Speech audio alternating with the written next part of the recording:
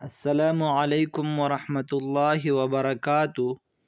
بسم اللہ الرحمن الرحیم۔ روزہ اور اس کے ثواب کی اس فضیلت کے دو سبب ہے۔ اول تو یہ کہ روزہ دوسروں لوگوں کی نگاہ سے پوشیدہ ہوتا ہے، دوسری عبادتوں کے برخلاف کہ ان میں یہ وصف نہیں ہے۔ جتنے بھی عبادت ہے وہ کسی نہ کسی طرح لوگوں کی نگاہ کے سامنے آتے ہیں، جبکہ روزے ہی ایک ایسی عبادت ہے جس کا علم بھی اللہ تعالیٰ کے سوا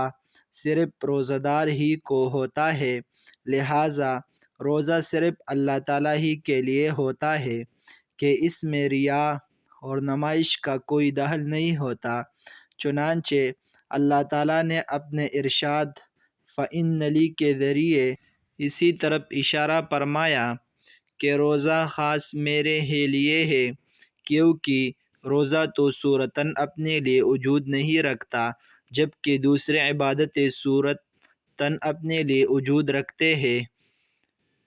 دوم یہ کہ روزہ میں نفس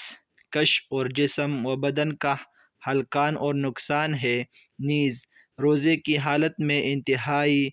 گرب اور تکلیف کی صورت بھوک پیاس پیش آتی ہے اور ان پر صبر کرنا پڑتا ہے، جبکہ دوسرے عبادتوں میں نہ اتنی تکلیف اور مشقت ہوتی ہے اور نہ اپنے خواہش اور طبیعت پر اتنا جبر۔ چنانچہ باری تعالیٰ نے اپنے ارشاد یدعو شہوتوں کے ذریعے اسی طرف اشارہ فرمایا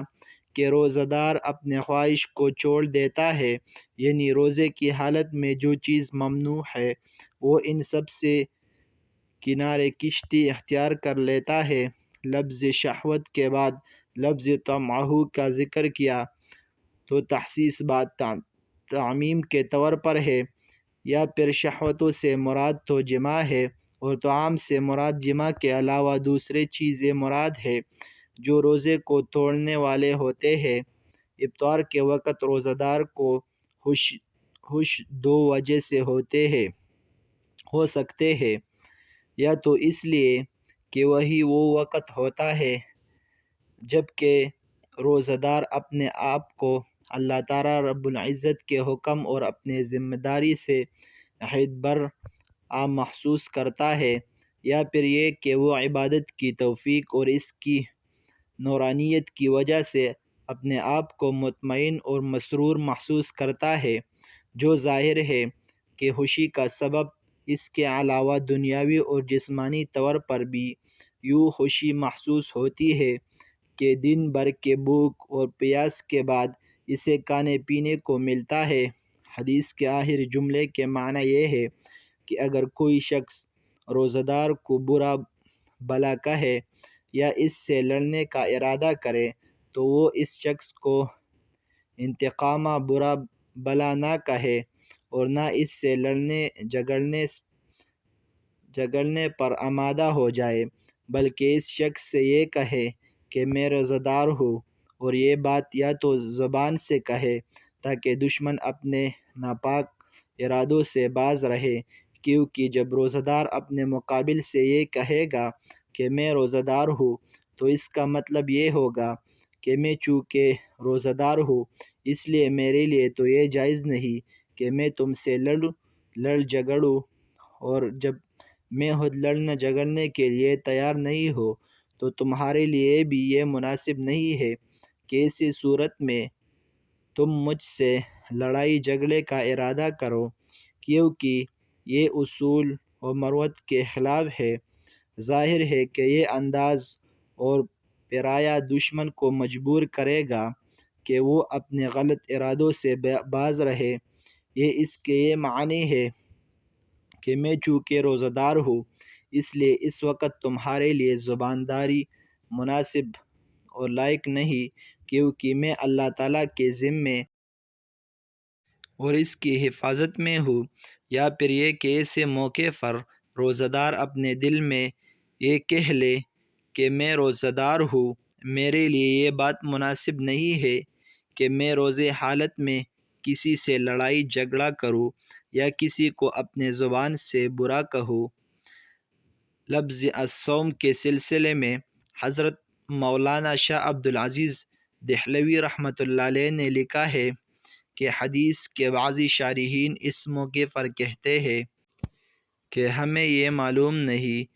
کہ روزے کی یہ خصوصیت کس وجہ سے ہے، تاکہ ہمارے اوپر یہ بات واجب اور لازم ہے کہ بغیر کسی شک و شبہے کے اس کی تصدیق کرے۔ ہاں، بعضی محققین علماء نے اس خصوصیت کے کچھ اسباب بیان کیے ہیں، چنانچہ بعضی حضرات کہتے ہیں کہ روزہ ہی وہ عبادت ہے جو ایام جاہلیت میں بھی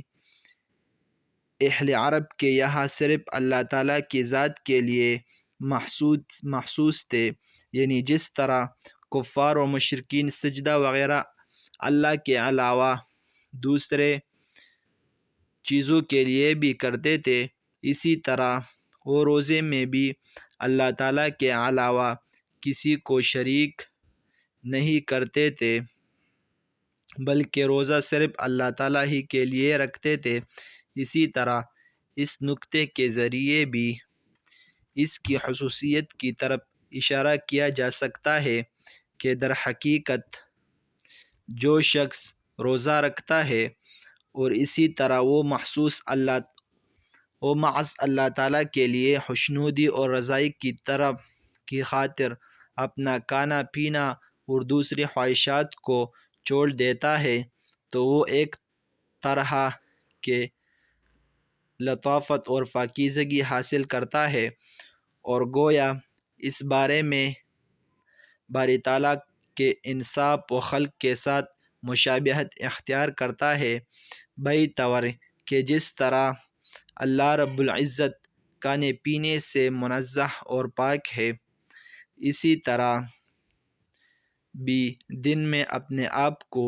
دنیاوی خواہشات و علائق سے منزہ رکھتا ہے۔ لہٰذا اس سبب سے روزے کو یہ خصوصیت حاصل ہے، عبرت خیز و عبرت آموز۔ ابھی آپ نے اوپر پڑھا ہے کہ عرب کے مشرکین تک روزے میں کسی کو اللہ کا شریک نہیں کرتا تھا، اس کا روزہ بھی صرف اللہ تعالیٰ ہی کے لیے مخصوص قرار دیتے تھے، لیکن اب روزہ صرف اللہ تعالیٰ کے ساتھ مخصوص نہیں رہا گیا ہے۔ کیا آپ نہیں دیکھتے کہ اب بعضی بزرگوں کے نام پر اور ان کے لیے بھی روزہ رکھا جاتا ہے؟ اللہ تعالیٰ ہم سب کو گمراہی اور ضلالت کے اس راستے سے بچائے اور صرف اپنے مرضیات تابع اور پابند بنائے۔ آمین ثم آمین۔